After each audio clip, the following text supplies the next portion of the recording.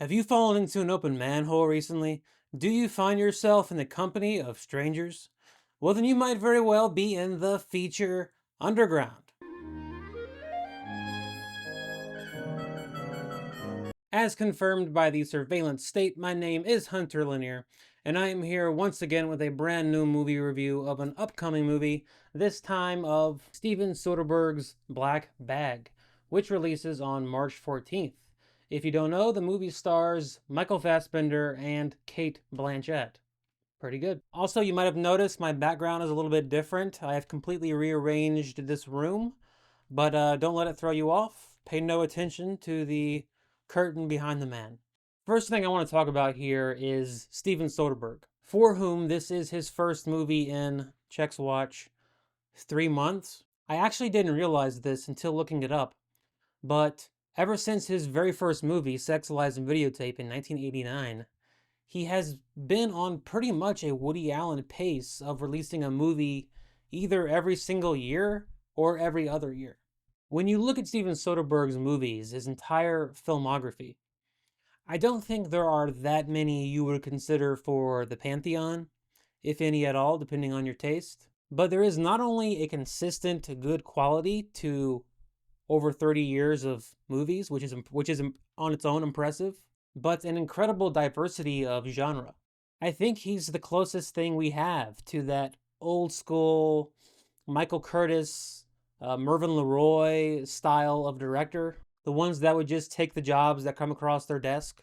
You know, they would direct a gangster movie, then they would do a Victorian period piece, then they would direct a musical, then a sword and sandal movie. Soderbergh encapsulates that very old-fashioned idea of putting the story first, as opposed to that new wave concept of the director being the star of the movie. You know, you are seeing this movie is the director's vision. This is a Martin Scorsese movie. With Steven Soderbergh, it's not really that way. It's always the movie, and then, oh, this is directed by Steven Soderbergh? I didn't know that. In fact, there's a quote from Gustave Flaubert, the writer, most famous for writing Madame Bovary, where he says something like, an author in his work must be like God in the universe, present everywhere and visible nowhere. That's how I think of Steven Soderbergh as a director. And you know, a lot of directors, they get a little touchy if you insinuate that they have a style, because I think in their mind, they're interpreting that as, but I think a lot of directors do end up having a style. But Steven Soderbergh is one of the few that truly manages to eschew any kind of classification. And there's something really admirable about that from an artistic perspective, especially in a world that is constantly trying to give everything heuristic labels. And that continues with Black Bag, which itself is a bit above being boxed in. In the first 5 minutes, I thought the movie was going to end up being sort of a Mr. and Mrs. Smith type of thing. And then the movie goes on a little bit, and then it starts to become, then I started thinking, oh, is this going to be a genre take on Who's Afraid of Virginia Woolf?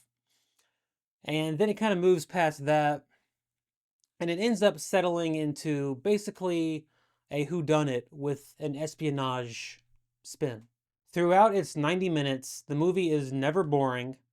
Now, that is not necessarily due to great dialogue or great characters or a lot of action, but because it has a really unique structure that always keeps you guessing and trying to figure out what exactly the movie is and where exactly it's leading you. For example, there's a scene where Cate Blanchette, who plays a spy and the wife of Michael Fassbender, she's at this therapy session at work, and her therapist, by the way, is also a suspect in the whodunit. But this scene goes on for quite a long time. Just the fact that you're watching this extended, seemingly non sequitur of a scene is an example of how clever the movie can be. And I won't get into the details, but trust me. There's also this bookend structure to the movie that really works in a mischievously funny kind of way. And it kind of relates to the Who's Afraid of Virginia Woolf angle. I do also want to mention the tone of the movie as, you know, these types of spy movies can go in a lot of different directions tone-wise. Blackbag, it's not a whiz-bang, super fun Ocean's 11 or Logan Lucky type of movie that's just constantly moving forward. It has a very British tone in that it's very reserved and doesn't bring too much attention to itself. Think of a movie like Get Carter in terms of its pace and stoicism. I also found myself thinking of the Thomas Crown Affair, just without all the crowd-pleasing fun stuff.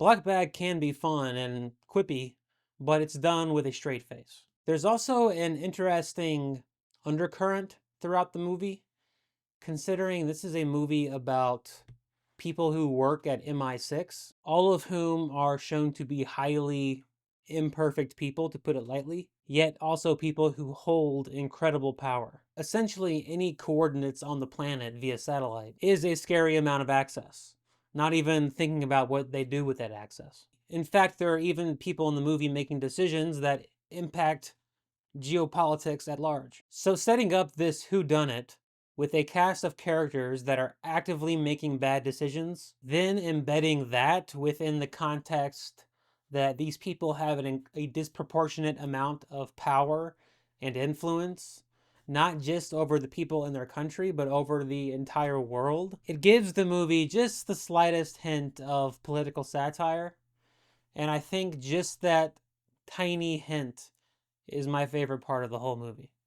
I interrupt this message to remind you that if you want to support good faith film criticism that leverages and respects the rich history of movies without being a snob about it, consider liking the video or sharing it or leaving a comment. All three help the channel very much. If you're new here, it would make me very happy if you subscribed. Last but not least, there is also a super thanks button somewhere down there if you would like to toss me a few bucks to invest in the channel. My goal at the moment is to get a better microphone. Back to you, Hunter. One quick thing I want to bring up is about the actor Tom Burke, who, by the way, I didn't know this. I didn't realize this while I was watching the movie, but looking him up now, that he was the Solid Snake guy in Furiosa. But the reason I wanted to bring him up is that if a young Orson Welles and a young Stacy Keach somehow, through the miracle of modern medicine, had a baby, it would look just like Tom Burke. I couldn't stop saying that as I was watching the movie. But he's good. To close, Blackbag is not an amazing movie. It's not even an especially memorable movie, but it is a good movie. A good movie for adults that when you're walking out of the movie theater, you won't feel like you left some IQ points in the bag of popcorn.